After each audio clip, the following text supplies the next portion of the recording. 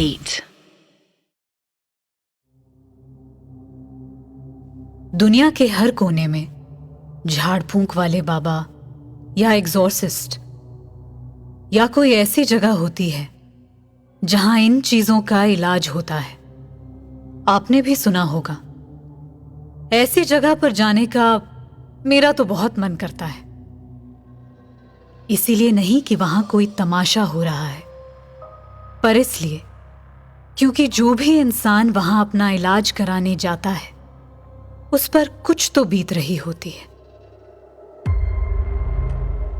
हमने अक्सर डॉक्टर्स को भी बोलते हुए सुना है, इन्हें दवा और दुआ दोनों की जरूरत है। जैसे कई बार दवा काम नहीं करती, उसी तरह दुआ भी काम नहीं करती। तो मेरा नाम है हिमांशु वहाने। मैं नागपुर का रहने वाला हूँ। आज भी मैं जहाँ रहता हूँ उसके आगे स्क्वायर पर एक घर है जो एक बाबा रहते हैं वहाँ पर। कहते हैं कि उनको थोड़ी देन है। मुस्लिम फैमिली है पूरी। अच्छे काम करते हैं, काफ़ी दूर दूर से लोग आते हैं उनके पास। अब हम लोग 10th 11th में थे। मेरा एक फ्रेंड था कुणाल। मैं और वो हमेशा साथ में रहते रहे। रात में हम लोग साथ में रहते थे। खाना होने के बाद हम लोग टहलते थे। पर उस दिन का ऐसा था कि उनके इधर एक खिचड़ा करके मिलता है, तो हमें वो पसंद था और हमें बुलाते थे वो लोग खाने के लिए। यानी पूरे परिवार को ही बुलाते थे। ऐसा होता था कि हम दोनों साथ में जाते थे। ऐसी जगह कहीं पर भी जाना हो तो हमने खिचड़ा वगैरह खाया। उसके बाद काफ़ी लोग उस टाइम पर बाबा के पास आते ही थे, क्योंकि उनके वो कहते हैं ना, उनके शरीर में एक एनर्जी आती थी जिससे वो कुछ बीमारियां है या किसी की घर की प्रॉब्लम्स है तो वो दूर कर लेते थे। तो वैसे ही एक फैमिली है जिनको हम लोग भी बचपन से जानते थे, देखते थे। तो वो एक क्रिश्चियन फैमिली थी और एक लड़की थी। उस फैमिली में से ही एक लड़की थी जिनकी रिसेंटली अभी शादी हुई थी, जो सभी को पता था क्योंकि एरिया बहुत छोटा था। तो हम लोग वहाँ गए तो देखा कि उसकी पूरी फैमिली बैठी है, वो जो लड़की है वो बीच में बैठी है। तो हम लोग खिचड़ा खाए ऊपर उनके टेरेस पे और नीचे आए तो सब लोग इकट्ठा थे। बाबा वगैरह थे, बीच में वो बैठे हुए थे, उनकी फैमिली थी और एरिया के कुछ और लोग थे। तो हम लोग देख रहे थे कि वो अजीब सी कुछ बाल वाल खुले और वो उसका परिवार उसे पकड़ा हुआ, बाबा बीच में थे। तो हम लोग भी वहाँ दरवाजे के बाहर खड़े हो गए। बात ऐसी हुई कि बाबा उसे कुछ फूंकते हुए पूछ रहे थे, कौन है तू, कहाँ से आया है करके। तो वो एकदम गुस्से में आंखें झुका के सब पे चिढ़ते हुए कि मैं नहीं बताऊँगा, मैं नहीं बताऊँगा। सब लोग देख रहे हैं, पूछ रहे हैं उसको कि क्या हुआ। तो हम लोग भी देखने लगे। तो बोले कि मैं नहीं बताऊंगा। उसकी आवाज़ भी थोड़ी चेंज थी, पर थी लड़की की। तो बोले जो भी है तू इसके शरीर को छोड़ के चले जा। वो बोले कि नहीं, मैं नहीं जाऊंगा। सब लोग देख रहे हैं कि अभी तक जो प्रॉब्लम थी समझ में नहीं आ रही थी, पर प्रॉब्लम अब पता चली कि इस लड़की के शरीर में कुछ है। तो बाबा ने फिर से उस पर फूका। बोले तू जो भी है यहाँ से निकल जा और इस लड़की का शरीर छोड़ दे। अब सब देखने लग गया। तो अंदर से उसकी आवाज़ आई।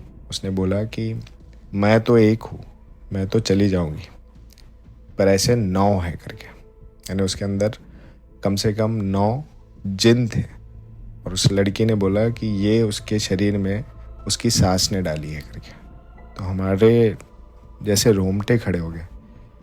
उसके अंदर उसकी सास ने कुछ जादू मंत्र किया हुआ था और वो क्रिश्चियन फैमिली हो के वो बाबा के पास आई और बाबा ने उसको इस तरीके से पूछा तो उसने बताया कि मेरे अंदर 9 जिन है करके। तो ये सुनते ही सब लोग तो कांपने लग गए और वो लड़की बेहोश हो गई। अब उसके बाद ये किस्सा मेरे जहन में अभी तक बैठा हुआ है, क्योंकि ये मैंने आंखों देखा है। उसके बाद सुनाई ये आया कि सही में उसकी सास थोड़ी अजीब सी थी जो ये सब करती थी। उनके फैमिली में कुछ मैटर था और उसके बाद मैं पास में ही रहता था, तो मैं देखता था कि वो आते जाते रहती थी बाबा के इधर, यानी उसका फैमिली उसको लेके आते थे फिर चले जाते थे। कुछ टाइम तक उनका इलाज चला, फिर वो लोग कहीं शिफ्ट हो गए। तो ये एक कहानी थी जो मैंने आंखों देखी थी। सच कहूं तो मेरे सोच के परे है ये बात। क्या बीत रही होगी उस माँ बाप पे जिसके बच्चे के साथ ऐसा हुआ? क्या ऐसी जगहों पे जाना सेफ है? मेरा नाम अमृता है। तो सबसे पहला इंसिडेंट लाइफ का था, वो मैं शेयर करना चाह रही हूँ। एमपी बॉर्डर पे एक जामसावड़ी करके एक देवस्थान है। वो हनुमान जी का बहुत प्रसिद्ध देवस्थान है। तो मैं मेरी फैमिली के साथ, लाइक बुआ के लड़के, तो हम पूरी फैमिली वहाँ पे गए थे। और रात को 2:30-3 के आसपास हम लोग पहुँचे, क्योंकि सुबह 5 बजे की वहाँ पे बहुत बड़ी आरती होती है, ऐसा सुना था। तो ऐसा हुआ कि हम लोग कुछ 3-3:30 के आसपास वहाँ पे पहुँचे। फिर मंदिर के पास में ही कहीं वहाँ पे धर्मशाला थी। तो वही धर्मशाला में हम लोगों ने लॉकर रूम वगैरह लिए, वहीं पे फ्रेश अप हुए पूरी फैमिली। उसके बाद मेरी चाची की सबसे छोटी लड़की थी, वो बहुत ही छोटी थी, मतलब अराउंड 1-1.5 साल की। तो वहाँ पे ऐसे खिलौने थे, मतलब एक झूले थे बहुत सारे नीचे। तो ना वो झूले पे मैं उसको लेकर गई, सुबह अराउंड 4 बजे के आसपास की बात है। तो वो झूले पे हम लोग उसको खिलवा रहे थे। तो एक छोटी सी लड़की थी अराउंड 2.5-3 साल की, 3-3.5 साल की होगी। तो वो और उसकी फैमिली उसके साथ में खेल रहे थे। तो मैंने उसको उसका नाम वगैरह पूछा। अभी तो खैर बहुत साल हो गए उसको, बट तो मुझे नाम कुछ याद नहीं वो लड़की का। उसके बाद उसकी मम्मी मेरी बहन की बहुत ज़्यादा तारीफ़ करने लगी कि यार ये कितनी सुंदर है। तो उसके घुंघराले बाल थे और गोरी गोरी सी थी। तो मैंने भी हंस के उनको ये किया कि हाँ ये बहुत ही क्यूट है करके, ऐसा बोल के मैं वहाँ से उसको थोड़ा देर खेल के, हम लोग मतलब सब लोग साथ में ही थे, तो सब लोग साथ में खेल के हम लोग वहाँ से आरती के लिए निकल गए। अब आरती में जैसे 5 बजे आरती शुरू हुई, तो कभी पता नहीं आप लोगों में से कोई अगर वहाँ पे गया है सुबह या फिर किसी भी आरती में, तो वहाँ पे बहुत सारे लोग ना ऐसे घूमते हैं, लाइक जैसे माता आती है टाइप। तो बट वहाँ पे ऐसे भूत प्रेत शरीर से निकलते हैं, ऐसा बहुत सारे लोगों को एक्सपीरियंस आया है।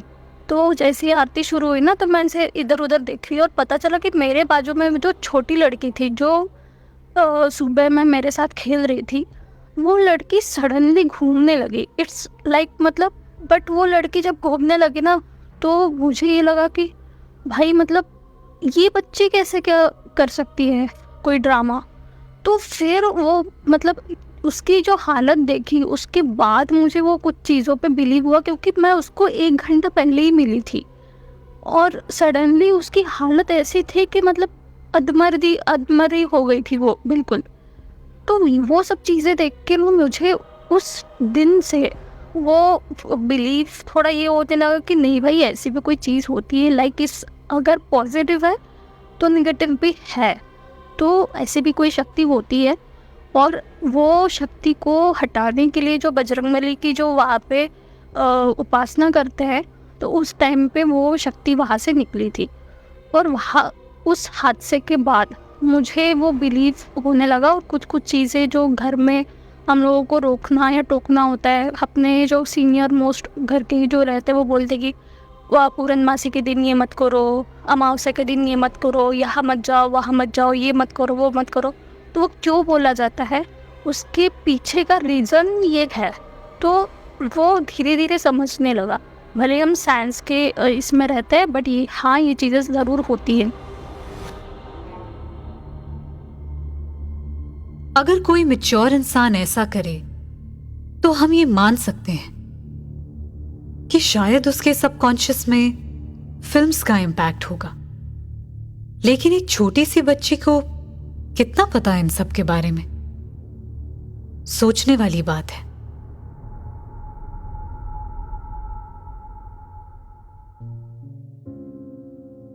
हाय, मेरा नाम निशांत है।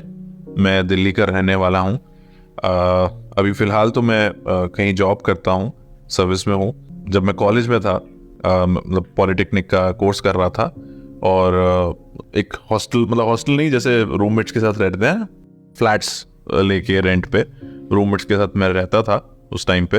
तो मेरे साथ एक बड़ी अजीब सी चीज़ हुई। मतलब मैं नया नया आया था, मतलब कॉलेज ज्वाइन किया था, और कॉलेज का काफ़ी प्रेशर रहता था उस टाइम पे, और बहुत असाइनमेंट्स और बहुत कुछ सबमिशंस बहुत सारे होते थे। और मतलब जैसे जनरली लोग कहते हैं ना कि कॉलेज बहुत ही एक मतलब कैजुअल होता है और बहुत मस्ती होती है, ये वो। तो मेरा कॉलेज वैसा नहीं था। मेरे कॉलेज में बहुत ज़्यादा स्ट्रेस और बहुत असाइनमेंट्स, बहुत सबमिशंस और क्या क्या नहीं होता था। तो हम ज़्यादातर या तो असाइनमेंट्स में लगे रहते थे, अपना काम में लगे रहते थे, या कॉलेज में जब भी हम पढ़ाई करते थे तो कॉलेज में रहते थे। तो वापस आके मैं एक दिन अपने रूम में था, बैठा हुआ था, और काफ़ी सारे, मतलब वो एक वीक था, बहुत सोने को भी कम मिला था, और काफ़ी थका हुआ था मैं। तो मैं जैसे ही लेटा तो आँख लगने ही वाली थी या लगी थी, मेरे को ध्यान नहीं है अभी उतना, लेकिन मुझे ना ऐसा फील हुआ कि कोई मेरे साथ में लेटा हुआ है। बट मैंने ध्यान नहीं दिया, मैं इतना थका हुआ था। होती हैं चीज़ें, थकावट में बहुत सारी चीज़ें लगता है कभी कभी, तो मैंने उतना ध्यान नहीं दिया। फिर थोड़ी देर बाद ऐसा हुआ कि आंखें बंद थी मेरी, मैं शायद सो ही गया था, या मतलब सो गया था, या नींद लगने वाली थी। मेरे को किसी ने कान में आके किसी ने विस्पर किया, किसी लड़की की आवाज़ थी, किसी ने विस्पर किया कि 12 बज गए। और मैं झटके से उठा और आसपास देखा तो जाहिर सी बात है कोई नहीं था, और मैं बहुत डर गया था, बहुत ज़्यादा। और मतलब फिर मुझे लगा कि शायद नींद आ गई होगी, सपना होगा, सपने में कुछ सुनाई दिया। तो मैं फिर वापस लेटा और सोने की कोशिश की। तो इस वक्त मुझे नींद नहीं आई थी, क्योंकि मैं काफ़ी डर गया था। एक अचानक से झटका लगा था मुझे, झटके से उठा था। तो मैं लेटा ही हुआ था कि सडनली मुझे ऐसा फील हुआ कि कोई मुझे टच कर रहा है। एक स्किन टू स्किन टच का मुझे एक एहसास हुआ, और मुझे लगा कि मतलब कोई मेरा हाथ पकड़ रहा है। और एक मतलब ऐसा भी फील हुआ जैसे आप समझ पा रहे होंगे कि जब कोई किसी के बाल जब टच होते हैं आपकी स्किन पे तो कैसा एक इच्छी सा फीलिंग आता है, वैसा फीलिंग आया मुझे।